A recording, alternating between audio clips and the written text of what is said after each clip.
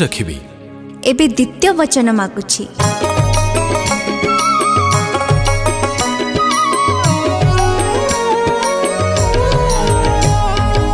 द्वितीय रे तुमको मु मागुछि जहा वचन दियटी रक्षा करिब ताहा निज बापा मां को जोथा कर मान मो बापा मां को तिन्हे देव सम्मान धर्म अनुष्ठान जेबे तुमे करिब ईश्वर को मन दे भक्ति करिब एही वचनटी जेबे पारिब दे द्वितीय घेराटी तेबे बोलिबे मोहि द्वितीय रे तुमको मु मागुछि जहा